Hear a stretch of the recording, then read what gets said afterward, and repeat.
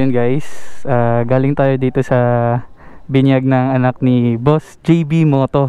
Sorry, dito na tayo nag-start ng vlog natin guys kasi ang pangit ng kuha natin kanina. Narrow yung settings natin, so hindi nyo rin nakikita. Ipapakita ko sa inyo ngayon. So yun guys, may pupuntahan tayong binyag ngayon. Binyag ng anak ni Boss JB Moto. Ito yung YouTube channel niya. Ayan. Gaganapin nga pala yung binyag sa may Cavite. So ang kasama natin pupunta doon ay sila Norbs and si Patrick. Nakalimutan ko yung channel ni Patrick pero ipa-plug ko na lang din silang dalawa.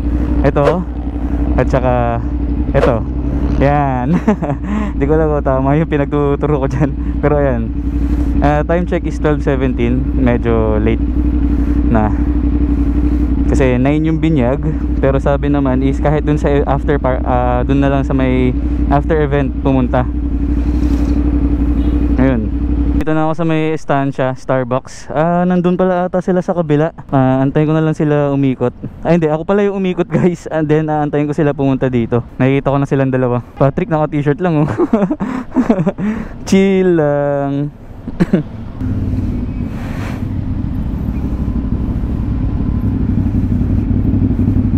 Ako ano? Ako gitna. Ako gitna. Kasi naka-intercoms kayo eh. Wala ka pa rin? Wala ako. Bali ako gitna. Ako gitna ah. Ako gitna, okay. Kayo mag-ano? Kayo maglilid? Sino ba maglilid? Ako sige. Oy ano ah? Chill lang tayo. Oo. Oo. Nakakatakot yung mga accident ngayon eh. Sobrang dami na aksidente ngayon guys. Kaya medyo ingat.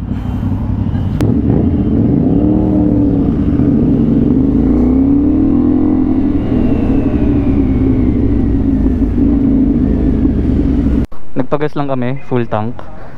Ang akala ko auto sweep. Easy trip pala kami. Wala ko easy trip guys, so bahala na. And nakapagpakabit na tayo ng RFID natin para sa ating easy trip. Punta na kami ng Cavite. Siguro mga 30 minutes lang yun. Depende siguro sa ride.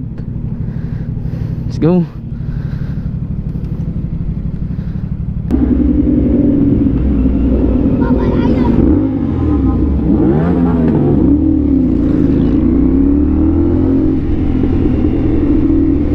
May mga nagpapabombang bata, alanganin pa, may tumatawid.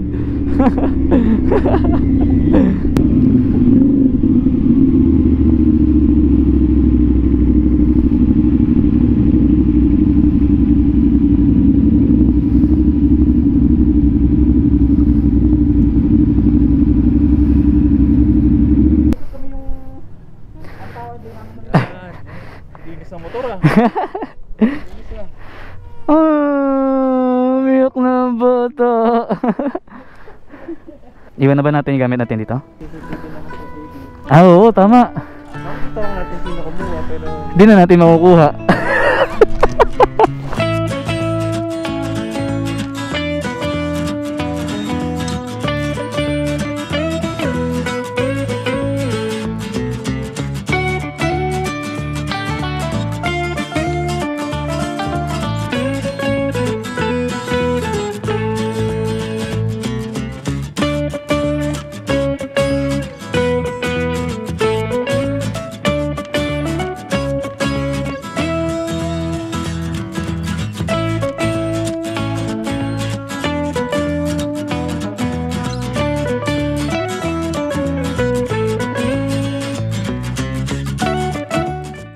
So pauwi na kami ngayon guys. And sayang lang yung clip kanina. Ang ganda ng takbuhan namin. Ang daming nangyari, ang daming ganap. Pero try ko pa rin siguro idagdag kahit konting clips lang para ma-enjoy niya yung pagnood. Ayun.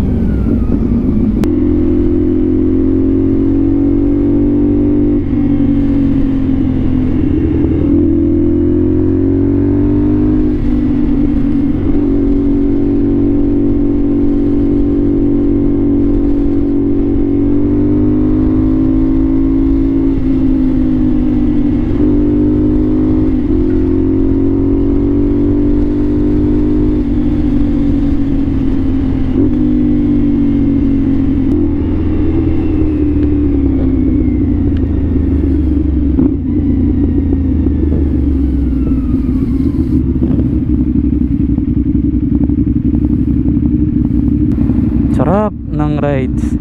Kaso medyo dumidilim na sa dulo guys. Sana di tayo abutan ng ulan dun sa bandang Manila. Kasi Pasig pa kami ni Norbs. Bale, kasabay ko siya papuntang Pasig, Kapitolyo, then diretso siya ng Boni. Ayun. Thank you so much Boss JB Moto sa pakain. Sobrang sarap ng ulam, lalo yung kare-kare.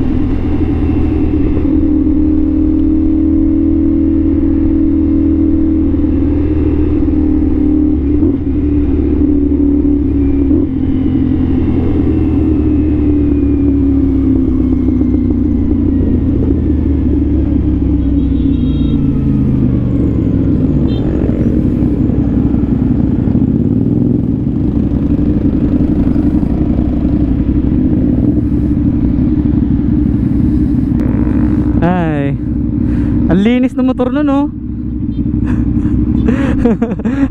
Nakatupi pala yung plate number nito.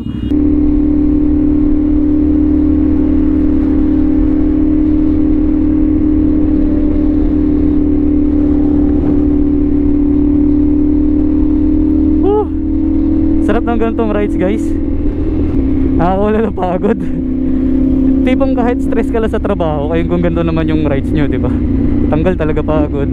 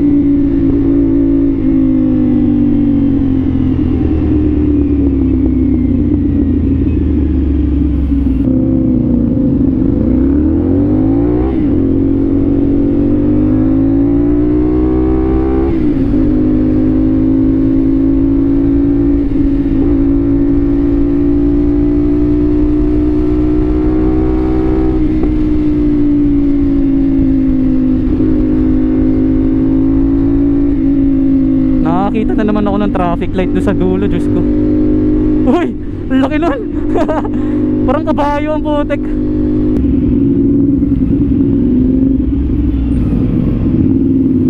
Traffic guys. Ano to? Ano to? Sobrang traffic.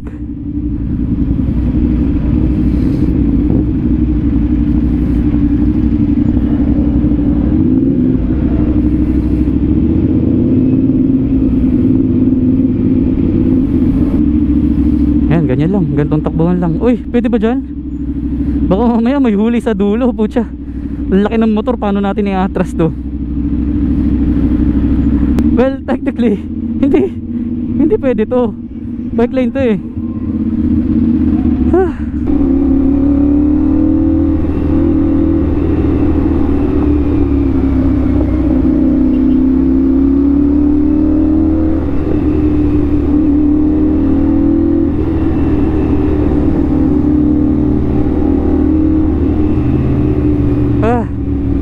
Sorry guys, wala akong masabi, nakafocus ako sa kalsada eh.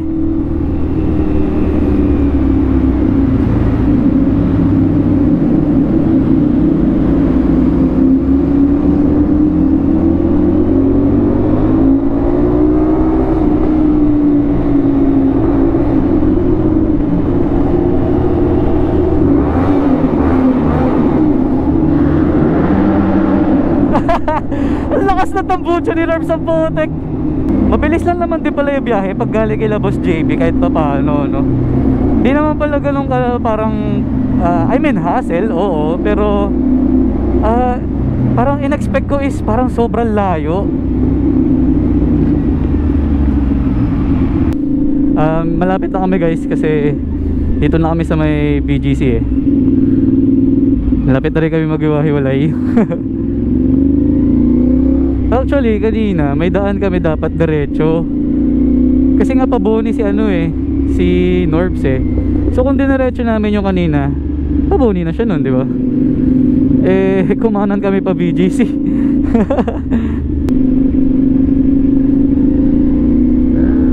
May papabomba, bombahan natin si kuya.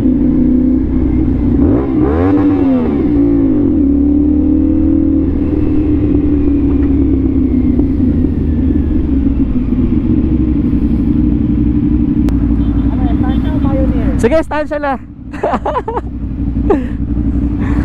Baka maligaw tayo eh. Ako mag-i-spear.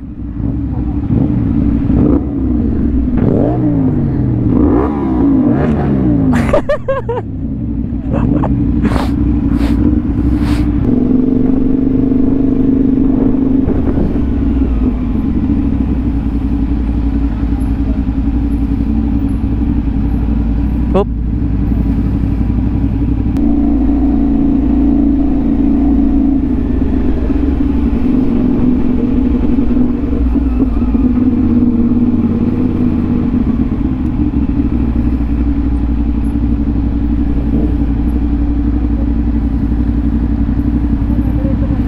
Oh!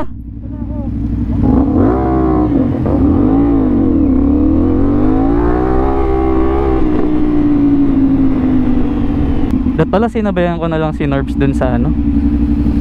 Kala ko kasi dito rin siya eh. Pero yan, yun na. Dito na tayo eh. Yup. Yun oh, wasok.